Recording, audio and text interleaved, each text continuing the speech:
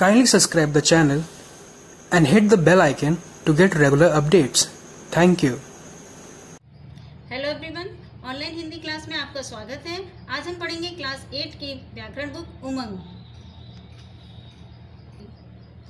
आज हम पढ़ेंगे इसका थर्ड चैप्टर शब्द विचार। शब्द क्या होते हैं? दो या दो से अधिक वर्णों के सार्थक समूह को हम शब्द कहते हैं। जैसे कमल। शब्दों का महत्व। भाषा का मुख्य आधार शब्द ही होता है, क्योंकि शब्द से ही वाक्यों का निर्माण होता है और जब शब्द होंगे तभी हम वाक्य बना सकते हैं। शब्दों का वर्गीकरण। शब्दों को निम्नलिखित आधारों पर हम वर्गीकृत कर सकते हैं। नंबर 1, रचना के आधार पर, प्रयोग के आधार पर, उत्पत्ति के आधार पर और अर्थ के आधार पर। रचना के आधार पर। रचना के आधार पर शब्दों के निम्नलिखित 3 भेद होते हैं: रूढ़ शब्द, यौगिक शब्द और योग रूढ़ शब्द। रूढ़ शब्द ये वे शब्द होते हैं जो किसी विशेष अर्थ में प्रयोग होते हैं लेकिन उनके कोई खंड नहीं होते। यौगिक शब्द ये वे शब्द होते हैं जो दो शब्दों के योग से बनते हैं और प्रत्येक खंड का कोई ना कोई अर्थ होता है। योग रूढ़ शब्द ये वे शब्द होते हैं जो दो शब्दों के मेल से बनते हैं लेकिन उनका सामान्य अर्थ ना होकर किसी विशेष अर्थ में प्रयोग किए जाते हैं। प्रयोग के आधार पर शब्द के 2 भेद होते हैं: विकारी और अविकारी। विकारी शब्द ऐसे शब्द जो परिस्थिति के अनुसार अपना रूप बदल लेते हैं, उन्हें विकारी शब्द कहते हैं।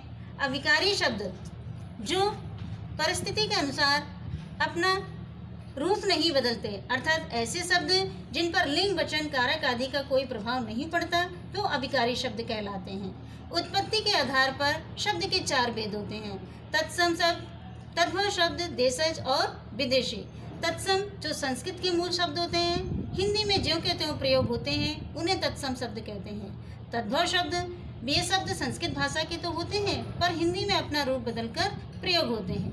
देशज शब्द जो शब्द क्षेत्रीय या स्थानीय बोलियों के कारण हिंदी भाषा में प्रयोग होते हैं, उन्हें देशज शब्द कहते हैं। विदेशी शब्द जो शब्द विदेशी हैं लेकिन हिंदी में घुल मिल गए हैं, तो उन्हें विदेशी शब्द कहते हैं।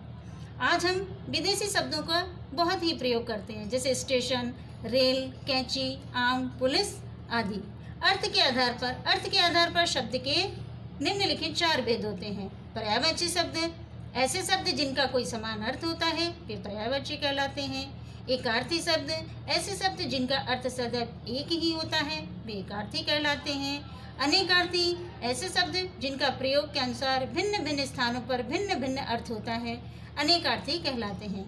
विलोमार्थी ऐसे शब्द जिनका परस्पर विपरीत उल्टा अर्थ प्रकट होता है, उसे विलोमार्थी शब्द कहते हैं, जैसे ऊंच नीच, जन्म मृत्यु, अमीर गरीब आदि।